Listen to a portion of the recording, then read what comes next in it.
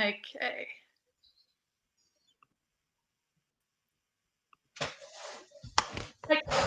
Good evening, everyone. Thanks for coming along this evening to today's webinar. I'm Christina, and I'm a full-time content manager for a fintech called Soldo, and I also run ContentUK, which is a community to support UK content marketers.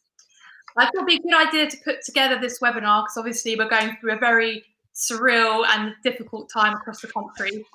And I know a lot of content marketers have been struggling to keep their jobs. A lot of people have been made redundant. There's a lot of job uncertainty. I know a lot of self-employed people have been losing work and struggling to find new contracts. So I thought it'd be great to get Stopgap on board, who are marketing recruitment specialists and who actually helped me get my current job as content manager. So I really trust their expertise and hope that they can give some advice for anyone who's finding themselves job hunting at the moment. Some of the things that they'll be covering in the next 45 minutes will include which sectors are still hiring right now, how to nail the art of a video interview, how you can set yourself up to prepare for a job hunt, and places that you can look for content roles. So hopefully you'll find some useful advice throughout the next 45 minutes. If you have any questions, if you just pop them in the chat box on the right-hand side, and then at the end, we'll have a Q&A section to answer all of those. And just before I hand over to Stopgap, just a little bit about ContentUK and the resources available to you through that. So ContentUK, it's a website, it's a community to support UK content marketers. And on there, there's a jobs board where I update every week different content roles, and I'm trying to find as many as possible in the current climate fuel. We have a Slack community where you can connect with other content marketers. We run virtual meetup chats on Zoom, and at the moment we're doing a webinar series with different content experts offering their expertise. So if you head over to ContentUK, sign up to the newsletter, and every week that's where you'll get the best of content resources once a week delivered to your inbox. Enough from me. I'm now going to pass over to Tom, who is the marketing manager at Stopgap. Over to you, Tom. Thanks, Christina. Hello, everyone. Yeah, I'm Tom Johnson, the marketing manager at Stopgap. We're a specialist marketing agency and creative recruitment company. So I'm just going to talk a little bit about what we're seeing currently in the jobs market, particularly around content. I'm not going to sit here and pretend that times aren't difficult at the moment. COVID-19's had a massive impact on the job market, particularly within marketing. We have seen obviously a huge drop in live roles. Probably around at 70% of our live roles have dropped off in the last month or 6 weeks. And I suppose some of the industries that have been hardest hit are agencies, as well as obviously hospitality, as you can imagine, travel, transport. So there's clearly it's a very difficult time, but there are some positive things that we're seeing as well. I think something to bear in mind is that a lot of the stuff we're seeing at the moment from clients, so that they're putting things on hold. They're not pulling everything completely. It's just a time of uncertainty, and they're looking to try and just bed down for a month or 2 months before picking things up again.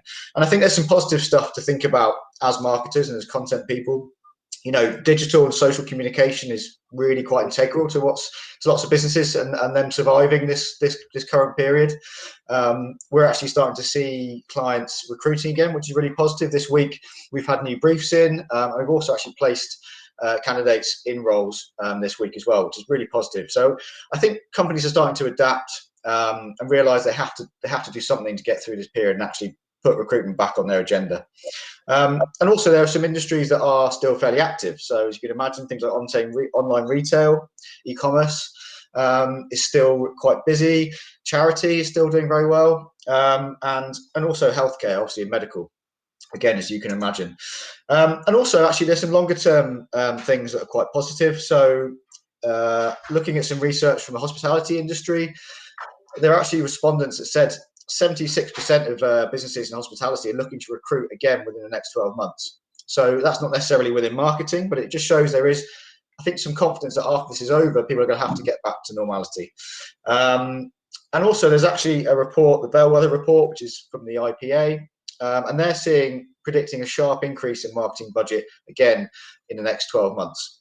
And then finally, I think from a sort of quite specific content point of view, and my colleagues Victoria and Nikki are going to go into some more in-depth tips in terms of what to do from a sort of recruitment point of view. But I think a few things to think about as a content marketer and how you can maybe set yourself up to look for new roles is maybe think about looking outside of your traditional sectors. If you worked in hospitality quite often or travel, maybe look at some other areas where there might be more opportunities.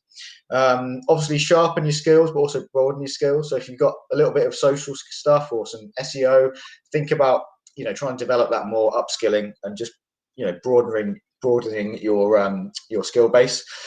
And also it's difficult out there obviously at the moment, but think about maybe just pitching to companies. If you see a company you've got an idea for, you like, and they're not actively recruiting, drop them a line, pitch them a creative idea, or send across your portfolio. And then finally, think about working on your personal brand. So, quite a few of us have got some downtime at the moment. So, it's a good time to work on your blog if you've got one, get your portfolio up to scratch, make sure your LinkedIn profile is up to date, all that sort of thing. It can be difficult to motivate, obviously, at times, but trying to do what you can just to get some of that stuff done and ready, which Nikki's going to talk a bit more about, is a good idea. So I will now hand over to Nikki, who is going to talk about some tips to prepare yourself for getting a job. Hi everybody, I'm Nikki Pearson and I'm one of the consultants at Stopgap.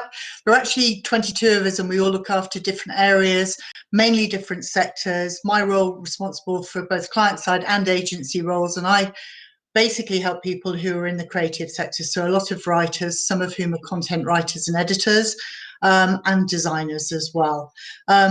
However, we all face the same challenges. So in terms of meeting candidates and talking to people about their job search and preparing best for it, any one of us are facing the same challenges and basically try to address and help candidates as best as possible. So I've got some slides on basically using this time and preparation for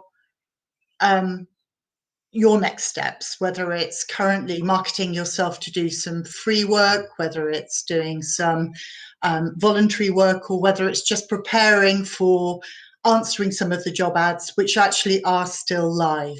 So I'll go into the slides now, and if you've got any questions at all, please just field some of your questions in the chat box and we'll come back to them at the end. I'll just start my slides. So this is us, Stopgap, and these next few slides, I think there's 7 of them around how to set yourself up to find a new role and just some tips. Some of these just common sense really, but hopefully there'll be just 1 or 2 tips or gems that you can take out of this that might help you that you hadn't already thought about. So in terms of your support for the job search, which, sometimes I talk to candidates and they're really keen that a recruiter can be their sole provider of information around roles. But I would say in the last 5 years of my recruitment life, it's been challenging with the increase of the number of in-house recruiters and the number of talent managers who are within a business and there to try and actually save costs. So practically, you need to think about your job search in 3 sections, one of which would be 30% of your efforts, probably with a few recruiters, most of whom have got some specialist roles around content or search engine marketing or content marketing. And you, of course, can see some of those advertised on their websites. So register with those guys, and even if you're registered with 4 or 6 people, consider them to be 30% of your job search in total. The remaining 30%, I would say, respond to direct advertising. And if you do so, you see a role that you think looks relevant, then tailor your CV and send your folio link with the application so that the person receiving your application has got the most relevant CV that shows and evidences relevant work or experience. And if you have a folio that demonstrates work, then send that with it as well. Don't wait for somebody to contact you to ask for your CV. To ask for your folio. And then the remaining percentage, 40%, I would say, is the slightly longer, slow boil effect. You're not going to necessarily get a job immediately, but it's around networking. And if you have a brand or a business or a content marketing agency in mind whose work you admire or whose brand you feel could be a good fit for your experience, or where you have a personal interest, this is where you could spend some time proactively doing some research and actually thinking about your relevant experience, and then tailoring an approach, whether it's through LinkedIn or through email, to initiate contact, to start an engagement, and actually basically request some time, 10 to 15 minutes over Zoom or via a chat of some description, where you can actually ask some questions and determine whether that business and brand is actually what you're looking for. So it's you leading that process, you proactively reaching out to somebody who could help inform your decisions.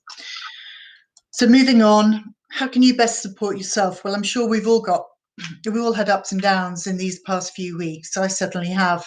And some days are better than others, but I'm very lucky that I've got a network of colleagues who I'm still working with and colleagues who are currently furloughed, and we talk regularly. So when it comes to the first point around collaboration, I would say draw on support, friends, family, your work community, your colleagues, your ex-colleagues, and if necessary, I've found the mind supporting app Calm to be really useful.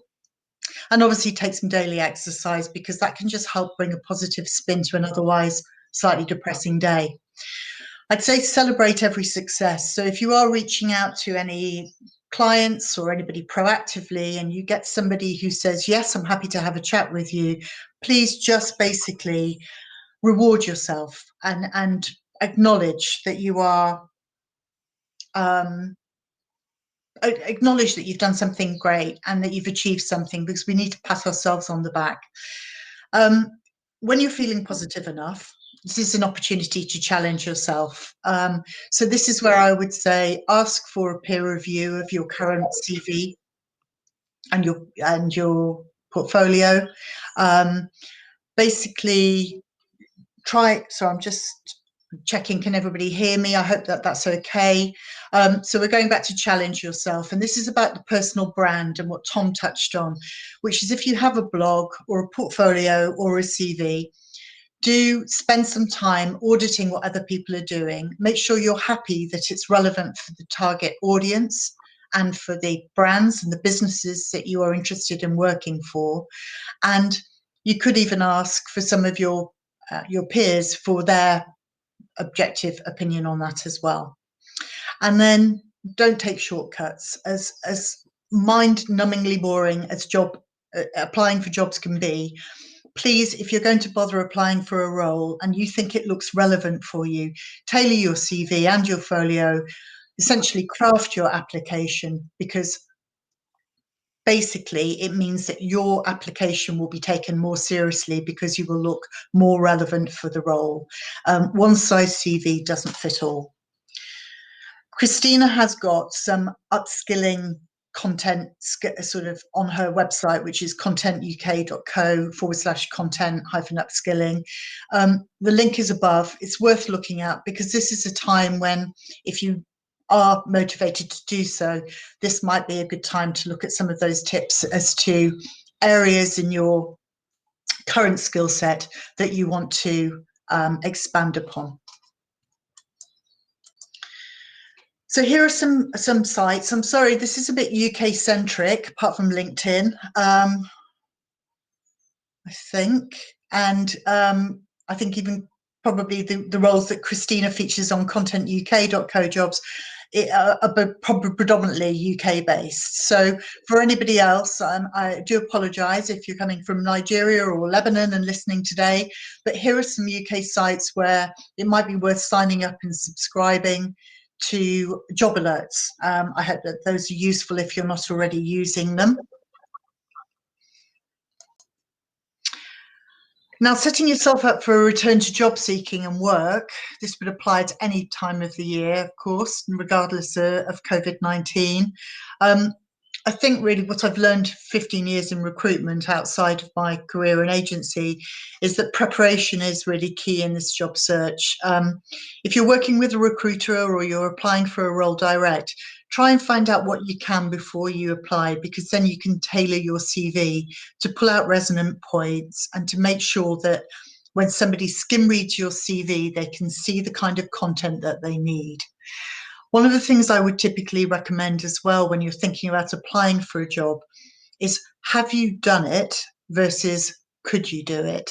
And the important thing I think that most HR or line managers or talent managers are looking for, and actually recruiters as well, is have you kind of done 70% of what this job description is asking for? And if you have, and if it's around the 70% mark, I think that's a good indicator to go ahead and apply for it. Do keep a list and date of the applications that you make, because many recruiters work on the same roles, and it's also good for you to be able to follow up if you are applying direct. So take a note of the brand and the date that you made the application. And the other thing I wanted to say is, if you've got some time, please Google and have a look at STAR. It helps when it comes to interviewing. Some of us are better than others. It's just a way of being able to construct a story around a project. So you start with situation, task, the action, and the results. And it helps you put together a short, précis version of an evidence-based about a project that's relevant. So STAR is, if you aren't already familiar with it, please Google it, and that can be good to just start to go through in your mind some of the projects, some of the hero projects, some of the problems and challenges that you faced, and think about how to communicate that at interview. Preparing to meet a potential new employer. When you actually get invited to interview, it's likely to be use a remote or video at this point, and Victoria will come on to talk about that. But in terms of meeting them, whether it's virtually or whether it's in person, whenever the restrictions are lifted, I would recommend looking at the careers pages of the website and Googling the business that you're going to meet. Look at the dress code of the employees and try and go for 1 or 2 notch up for the interview. It's about being appropriate, really. I know that we're all individuals, but this is a time where you kind of want to feel comfortable and feel that you are dressed appropriately, whether that's through a camera or in person. It's worth researching the interviewer that you're meeting. Look at LinkedIn, look for any shared contacts, or whether you went to the same university, and don't regurgitate it, but just have that so that there's something that you can talk about that helps you come across as being insightful, interested, and relaxed in your interview technique. Now, for freelance specifically, it's unlikely that you're going to meet people in person. You may not interview for a role. So this is really where the CV and the relevance is kind of really important. So I'm sorry to go on about it, but I'd really like to encourage you all to just really think about the mindset of the employer, many of whom are line managers and who are time poor. So please, every time you are sending your details across for a role, think, if I was recruiting me, does this CV tell me what I need to know? Highlight relevant points, maybe embolden certain phrases, help them to see the relevant transferable skills.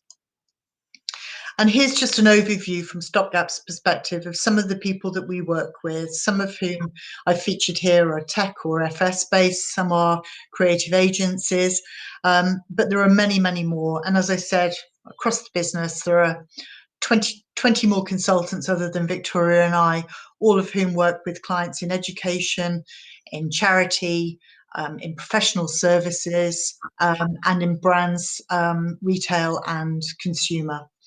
So I hope that's been helpful. I'll hand over now to Victoria, who's going to talk to you about some tips around video interviewing and about CV tips. Thanks, Vix. Thanks, Nikki. Hello, everybody. Really exciting to be speaking with so many people from around the world. So for the last few weeks, I've been working with candidates of ours at Stopgap. Whilst the job market is a little bit quiet, more than a little bit quiet, on working on your CV, tweaking your CV. And obviously, during this lockdown, nobody can interview in person, so everything's being done over video as well. So people are having to adapt their style and approach. It is a little bit different interviewing across video than it is in person. And so there are a few tips that I've put together that I hope will help. I've put some embarrassing pictures of myself in there as well to help bring the point home. And actually, even though this is for video interview advice, I think it will also be helpful for anyone who's starting a new job during lockdown. A lot of our clients that we are working with and hiring are obviously onboarding somebody remotely. So you might be meeting new colleagues or joining in team meetings for the very first time through a video. So I think hopefully a lot of these tips will help with that as well. So yeah, let's start with the slides that I've put together for video interviewing and CV advice, if they will come up. Here we go. There we go. So, as this picture shows, I am not wearing something that I would describe as neutral. I think the first thing to remember is when you're not meeting someone in person, you're not there with all your mannerisms and tone of voice and everything that you can bring into the room that the client would normally focus on. So it's important to have quite a neutral background. It doesn't have to be beige or bland. It can show a little bit of personality, but for example, the photo that you've got there, it's just too busy. That's actually my father's study, and you can tell it's not been cleaned out in quite a while. As well as the background, do have a little think about your attire as well. I know that we're all individuals and we want to sort of bring across our own style, but just think about whether it's distracting from what you're actually saying. Then I would recommend as well, it sounds obvious, but try not to cut your head off. Make sure that you are fully in shot, you know, as those pictures show. You know, if you're speaking to someone, you can't see their eyes, for example, that's, you know, that's a bit of a letdown. So definitely try and make sure that you've got your camera positioned in the right place. And with that, try actually propping up your laptop on a few books. I've actually got mine propped up on a few books at the moment, just because it helps. It's a little bit more flattering. It will help make sure that you're right in the center of view of the camera. So this is really important. Make sure that you're lit from in front. So don't stand in front of a window, for example. Those two pictures, exactly the same lighting. I was just standing in front of the window in one shot and then turned around for the other way. So you can show that it shows that if you've got light from in front of you, you're much better lit. I mean, the last thing you want to be doing in a video interview is be talking in the dark. Your interviewer won't be able to see your face, and it will just really impact negatively. So do try and make sure the lighting is right, you know, and move around different rooms in your household just to try and figure out which one is the best one. Again, sounds really obvious, but don't be too far away from the camera, or as that lovely picture on there shows, too close either, because it's just a bit unnatural, a bit unnerving potentially for an interviewer. And if you're too far away, it loses the connection as well between the interviewer and the interviewee. So another thing that's I found this really difficult actually, test where you should be looking. So I've taken a few screenshots of myself where I thought I was looking sort of at the camera and therefore my eyes would be connecting with the person on the other end. But actually it turned out I was looking in completely opposite direction. So try doing a few different tests of screenshots of yourself, and then maybe mark with a post-it note where you should be looking on your laptop screen. I think it's you know, when you're having an interview over video, you're not able to establish that immediate rapport that you might be able to if you were in person. So if you're continuously looking down or, you know, away from where the employer, you know, would be in person, that might impact a little bit negatively. So just try and test that out if you can beforehand. And as is obvious, really test out your mic and your camera before. Do a practice run, film yourself in advance, and then watch it back so you can make the adjustments. I noticed when I filmed myself as a practice run for this, that I just moved so much. My head was all over the place. I have a tendency for my hands to be making lots of gestures, because that's what I would do in real life. It's what I would do in a face-to-face interview. But we've got to try and adapt and try and remember that actually that doesn't come across too well over camera. We need to really try and be as stiller as we possibly can. I know that's a bit tricky, but it will make a big difference when you're interviewing with someone. Or, as I said, even if you're meeting new colleagues for the first time over a Zoom video interview during lockdown. Okay, so coming on to CV advice. Now, at Stopgap, I work with candidates all the way from grads who are just starting out, all the way to really, really senior experienced people. And although CVs are very individual, there is a set sort of expectation and industry preferences as well that line managers and people reading your CV expect to see. And that does apply across the board. And just because you're sort of more senior and have loads more experience doesn't necessarily mean your CV needs to be longer or more complicated. So I always start by telling my candidates that you've got to make your CV as simple and as clear as possible, as Nikki was saying before. You know, it's not always that a line manager that's going to be reading your CV or looking at your CV. It could be an HR manager, it could be a talent or a recruitment manager. And frankly, they might actually know nothing about content. They might know nothing about marketing. So we really need to break it down for them and make it easy for them. All they may have is a job description next to them and they're tick boxing. They need to find the words that are on their job description. They want to find them on your CV. So if we can just make it really easy for them to understand, the better your chances are. So I find it really a really good idea to split your job roles into responsibilities and achievements. And this is what I mean. So this is an example of someone's CV. So as you can see, they've split their one role into the responsibilities and their achievements. And what this does, it allows a person reading your CV to see what you're just on a day-to-day basis doing, and then where you've added value. And that's what's going to set you apart from other people. And if it's all sort of clumped together, it's actually really difficult for people to see that, and they're just not going to bother reading loads and loads of prose. I think actually that's probably the most amount of bullet points, maybe a few more, that I would have per role as well.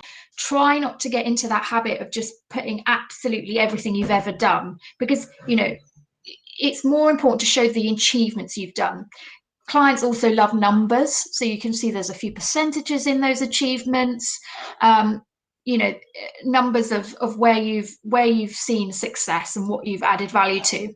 This is another way of doing it. Someone has just put, they haven't necessarily written their responsibilities, but they've still split it up into two sections and setting out what they achieved. It's also quite helpful when you do this, because then when you have an interview, if you get to an interview stage, you can then think you've already thought about, actually, what did I do in that role that set me apart from others? What did I bring to the table there that I can bring to the table in my new role?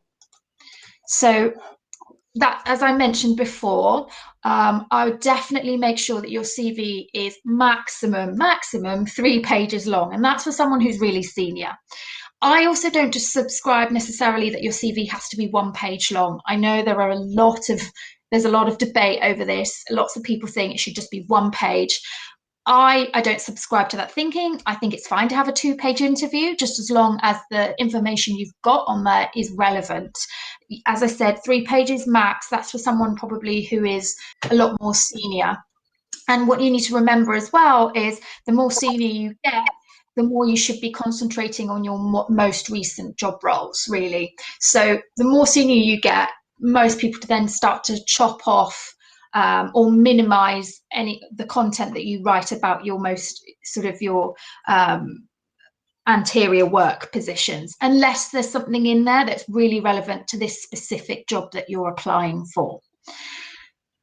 It sounds really obvious, but make sure your work history is in chronological order. You'd be surprised how many CVs I see that are sort of all over the place. Really try and make it easy for the employer to understand where you've been working at what time, and your most recent job role needs to be at the top of the page. If you've got any gaps, such as a sabbatical or, a gap year, you went traveling or you were renovating a house, do put that in there. You don't need to go into extensive detail, but just write sabbatical or something like that so that it's accounted for. The other thing that I see a lot, or don't see a lot of on some CVs actually, is a personal profile or a summary.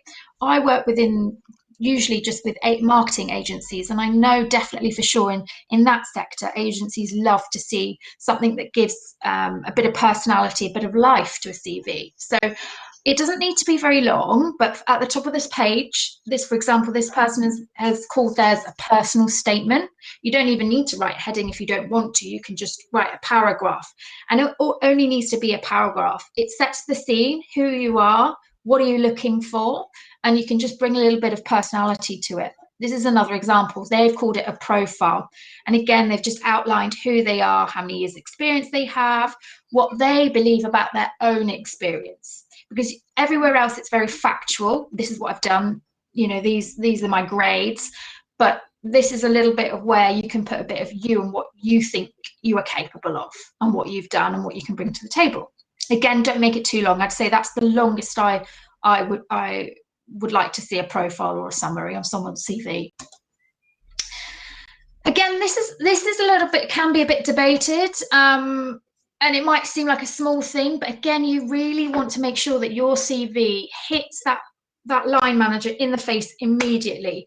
They are time poor. They don't want to be reading through reams and reams of things. What they really care about is your work history. I know that there are lots of people who have done lots of upskilling and courses and degrees, but generally speaking, in my 9 years of recruitment experience, what clients have asked me for or what they're interested in is someone's work experience. That's what they want to know about.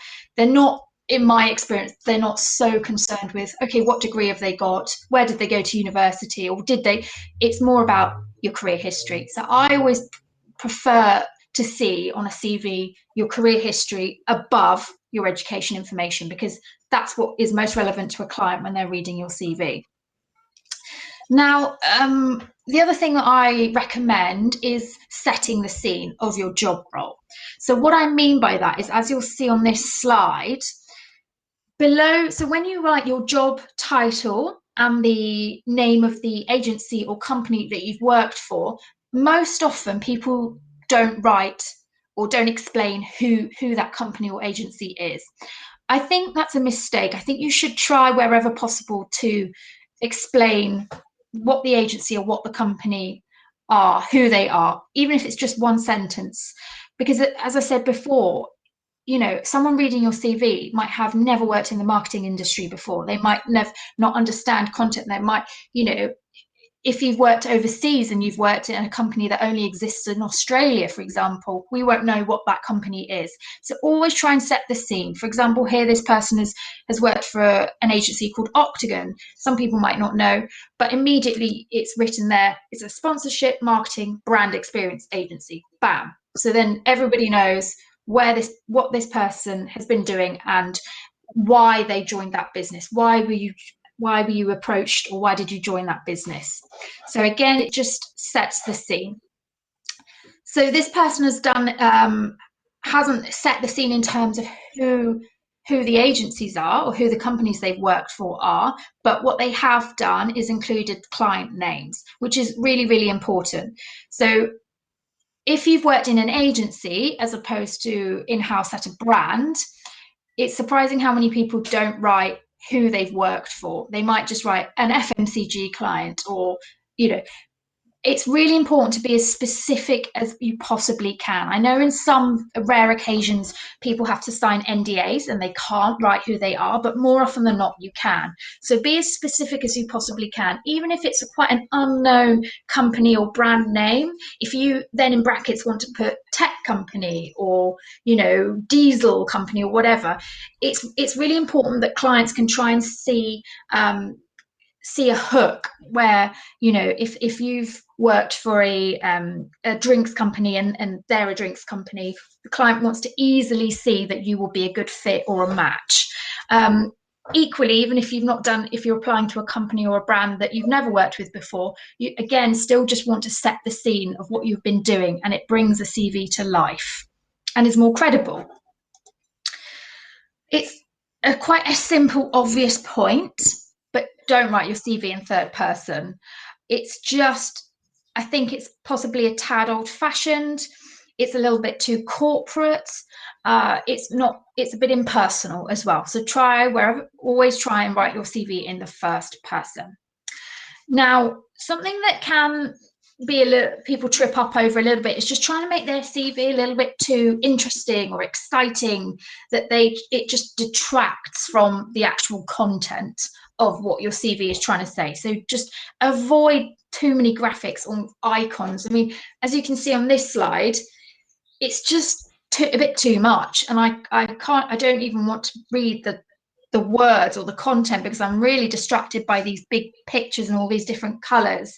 And also I don't really see the relevance of this either to this candidate. So it's, you know, it's tempting to try and, you know, jazz up your CV, and by all means, you know, use some nice templates. I know Canva have some great ones, but just don't go overboard.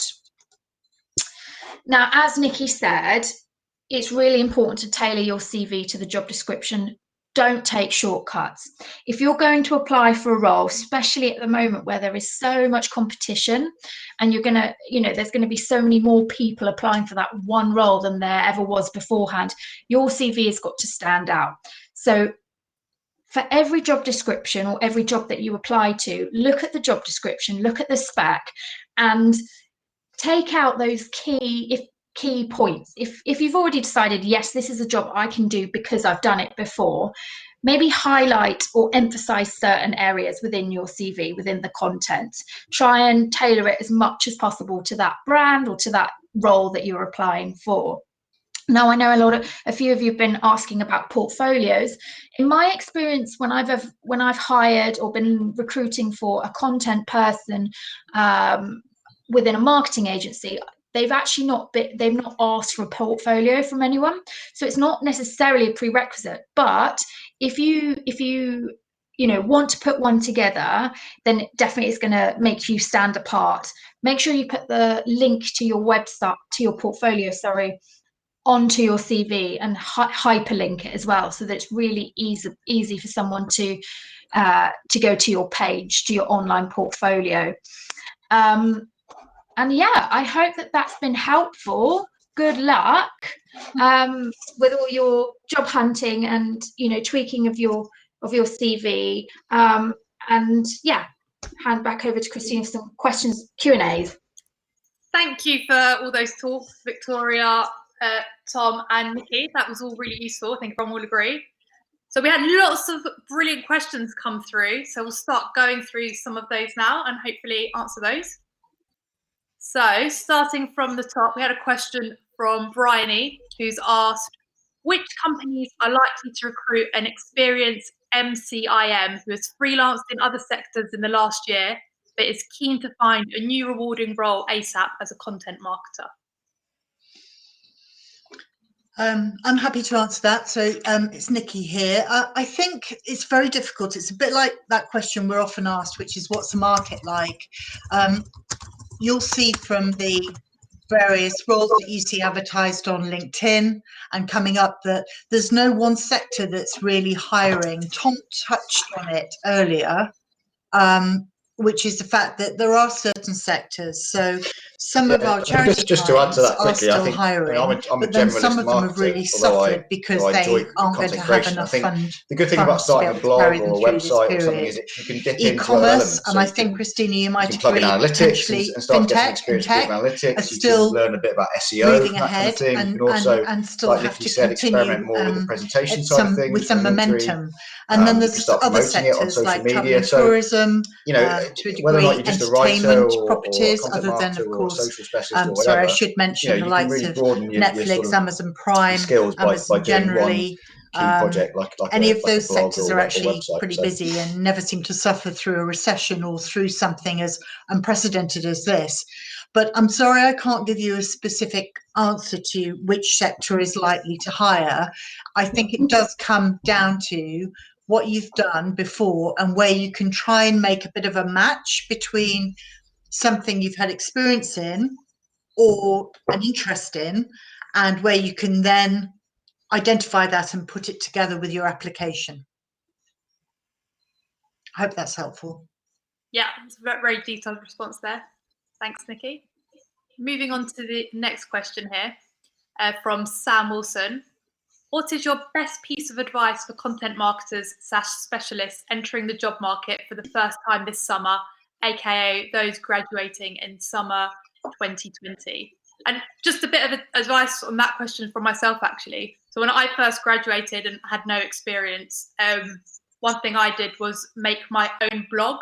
So before waiting for someone to hire me, I created a blog just talking about good places to go in London. So then when I was ready to apply for an interview, I could show, demonstrate pieces of written content straight away without waiting to be hired. So that's one small thing that you can do straight away. Yeah, I would entirely back that up, Christina. I think that you probably find that you have to take any job that you get, whether that's fruit picking or working in a supermarket, and everybody understands the need to earn money.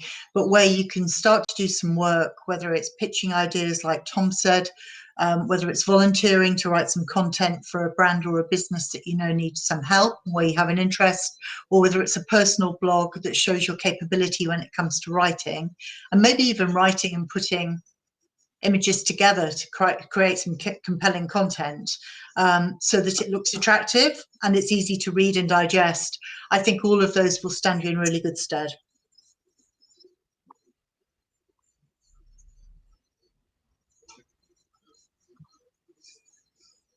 well, I mean, no, it's tricky, isn't it? I suppose, you know, making sure that you're really up to scratch, I suppose, in the elements that are required for remote working. So all those tips Vix has talked about in terms of Zoom calls and presenting yourself online and, you know, via this sort of medium, looking at all sorts of different types of software that can help with working remotely, from, you know, calendar booking software to video conferencing and that kind of thing. But yeah, unfortunately, I don't think any of us have got the ultimate hack. I think quite a few companies right now are offering free courses in things like SEO. I think Blue Array and perhaps Moz as well are offering what are usually paid for courses, but free at the moment. So it's worth. And I just lastly, finally would like to add as well, you know, don't be surprised if it takes you a little bit longer as well than you might initially think. It's tough out there anyway for grads, because sometimes it can be a bit overwhelming. There's so many different directions that you could go in. But I think obviously, as you can imagine, you know, come September after you graduate, it will be a bit tougher as well. So just be a bit patient. Don't necessarily jump at the very first thing either. Make sure that you're applying for roles that you can really see yourself doing, and in companies you can really see yourself being in, because you don't also want to accept something that's not right for you just because you want to get your job career started immediately. So wait for the right thing. Jason, just to answer your question, when you said what are the name of those free courses, I'll double check at the end of this and send that in the webinar notes afterwards. Okay, next question is from Liana. What's the best hack to be hired as a remote content marketer ASAP? Oof. I mean, I'd love to say that there was a magic answer or a magic hack, but if there is one, unfortunately, I don't know of it. I think it's perseverance, keeping your chin up. Luckily, actually, at the moment, Yeah. so luckily in one way, we've got a lot of companies that are willing to hire people working on a remote basis, much more than they ever were before. So I think the job market will massively change after lockdown. People will have to be remote hiring, you know, and remote working much more than they ever were before. But I think there's, you know, unless Nikki or Tom, you might have anything to add to that.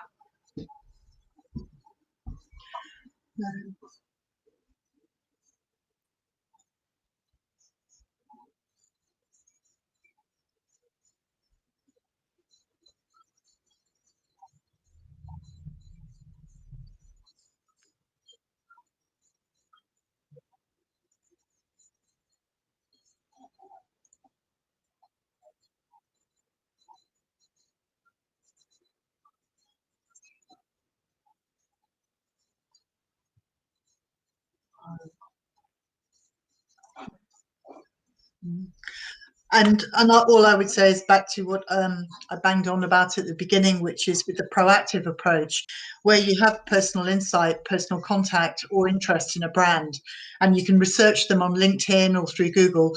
Try contacting people direct, but not to say give me a job, to start a conversation, basically, whether that's just you wanting to ask some questions about their business, their culture, the setup, who they recruit, who they use to recruit for them, who the best contact is in the business. But ideally, some sort of either video or call-based engagement that you can then have some questions prepared and start to actually kind of engage. Do also please make sure that your LinkedIn profile, which most people seem to use nowadays, it's very widespread. Make sure that that's up to date with a decent profile picture where you look human and it's head and shoulders and nobody's got their arm around you, or you're looking at camera ideally rather than off to the left in a sort of fairly prosaic way. And also you probably know about this, but you can switch on settings, open to opportunities. So on your LinkedIn profile, and you can actually write in the subtext underneath your name and your title that you are available and open to opportunities and set up to work remotely. And those are all Boolean searchable by people like Victoria and I as recruiters. So it's quite good to make sure that that's really up to date on your LinkedIn profile. Yeah, some really good tips there about making sure you've got all the basics sorted out before you try and do any crazy hacks. Another question here from Claire. What's the best way to find and audit our competitors, as Nikki mentioned? Well, I see quite a lot of candidates' portfolios and CVs, obviously, but they are private information, and through GDPR, it's difficult. So what I actually ended up doing was just Googling and doing things like top 10 or best copywriters in the UK, or I found quite a few sites where there were tips about writing and composing and making a folio. I noticed there was a question about the best sites to use for a portfolio site. But I think that there's quite a lot I managed to find just in the public domain through Googling. And I would say if you don't have friends that you can say, can I have a look at how you put your CV together, or I'd like to look at your portfolio and what site are you using? If you're not using direct contacts, I would probably use Google and try and keep them pertinent to your, whether it's US or UK, for instance. There are slightly different styles and aesthetics, and CVs are slightly different in the US and in Europe. And in France, it's really popular to have just a one-page CV, for instance. And we wouldn't particularly encourage that here. We think it's, it's perfectly all right to have 2 or 3 pages. So, yeah, I would recommend Google. Thank you. Another question here from Liana. There are so many cases when you're qualified for the job, but you aren't hired afterwards. Yeah, I think. What's the problem? Well, Oh, sorry, go on. That's quite, not necessarily straightforward, but, when I'm assuming you're talking about sending a CV over and you're not hearing back, you definitely need to make sure and ask yourself the question, is my CV conveying all the skills of a content that I have as a content marketer? Does it include those keywords that the client wants to hear? Have you matched your CV with a job description or the job spec?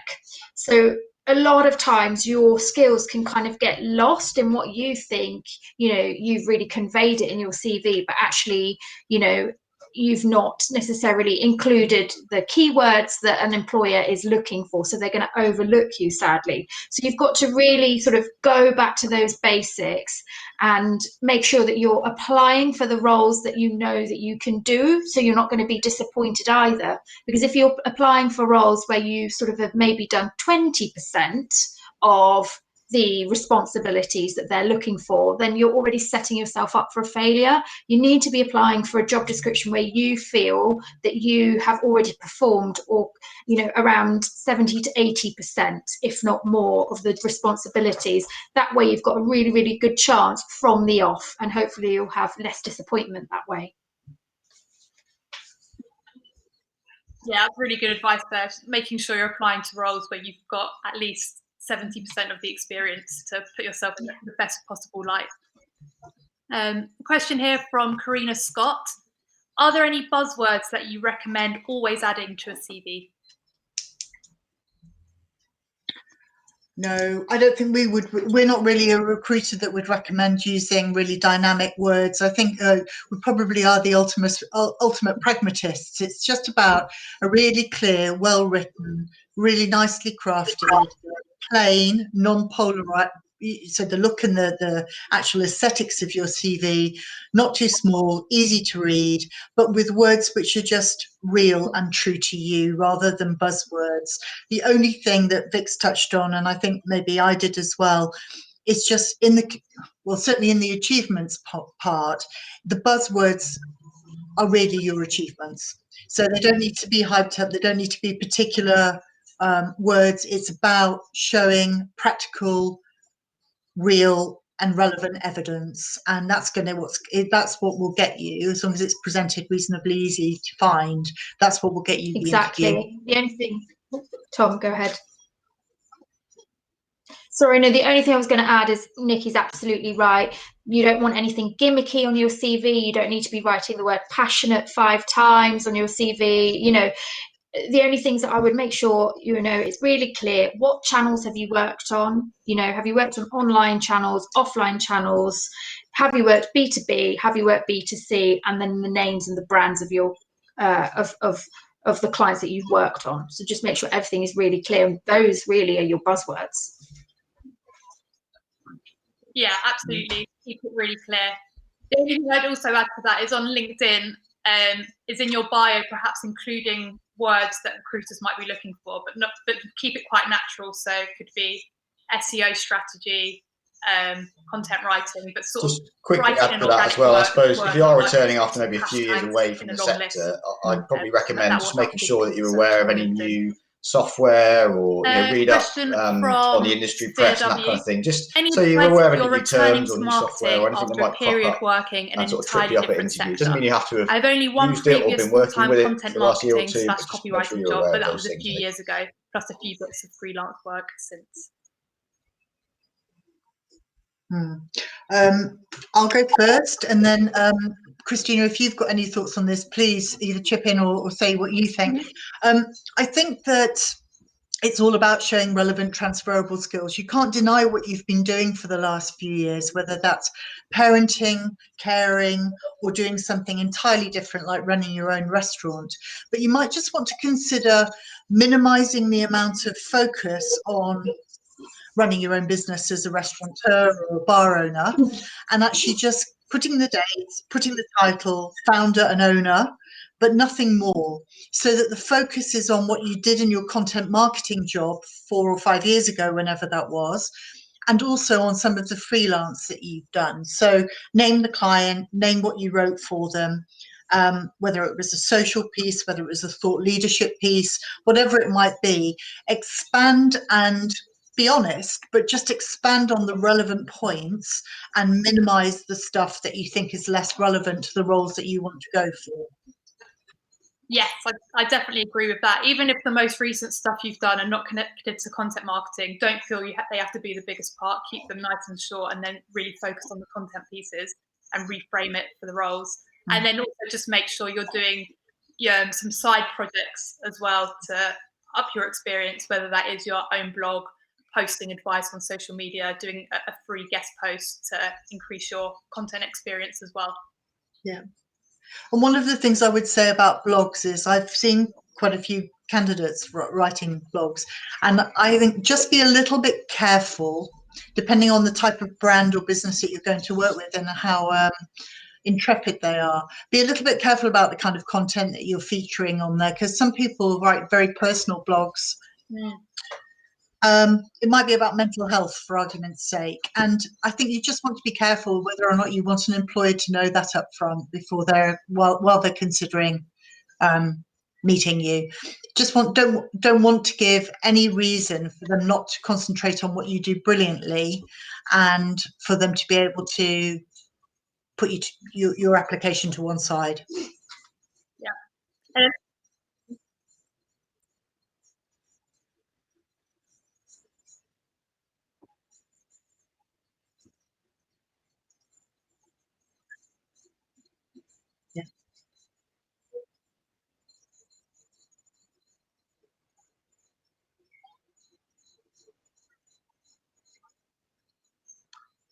Absolutely. Question from Claire. If you are both a content strategist and a writer, would you remove writing experience from a content strategist application and vice versa? Some of the skills are transferable. I had this a role recently where somebody was exactly that, Claire, and I would say it's just about the framing. So you would put the content strategy piece first, and you would reiterate that title as being the key and first part of your job title all the way through your CV, and you might just choose to refer to the fact that you're writing and editing. Thanks, everyone. And some of those Good luck, achievements, but the focus just needs to be on the strategy piece. So I wouldn't take it off entirely, because I'm quite sure they'll need you to write and edit. You probably have to write some nice strategies, but I would just make sure that the focus is on the content strategy. And even your job title at the top, if you're going for a content strategy role, I think I'd be tempted to write Claire, surname, content strategist, and then the rest of the content around your jobs can refer to the writing and editing piece as well. Good tips there. And then Karina, I guess we've covered this already, but with limited experience as a junior content marketer, what kind of sample content should I prioritize producing at the moment? It's a little bit what Christina and the guys were saying a little bit earlier, Karina. You know, writing blogs. Christina said when she first moved to London, she was writing about things she was seeing and doing, things to do in London.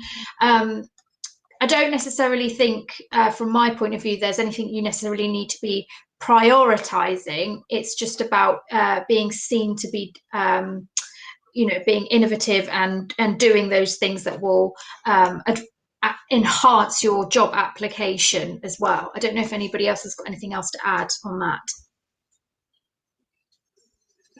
Only that if you had a particular interest in going into a particular sector, whether it was tech or whether it was finance or whether it was entertainment, then you might want to focus on actually writing the majority of content around that subject matter, rather than just personal passions around football or eating and drinking, or it can be a combination of everything. But I think it's quite good to have a focus, and if you're going to target yourself for an industry sector, it would be good to have the content that's relevant for that as well. Yeah, absolutely. That will definitely make you stand out, because a lot of people do tend to focus on personal content automatically. So if you can target it to specific sectors, you'll stand out amongst others. I think it's now reached the hour mark. I know there's quite a few more questions in the chat box. If you email those over to us afterwards, we can take a look and try and get back to you later this week to answer those questions. Thank you very much to the Stopgap team. I'm sure everyone would agree they were really useful, practical tips right now. Hang in there, everybody. I know it's a very difficult time for a lot of people, so don't be too harsh on yourselves if you're struggling to find work. Yeah, so that's it. Thank you, everybody. Thank you, Christina. Thanks for hosting. Take care. Have a lovely day. Bye. Thanks. Bye. Just to confirm, you'll all get a video replay of this, so you can get all the slides and the video after. Lucky. Take care. Bye. Bye.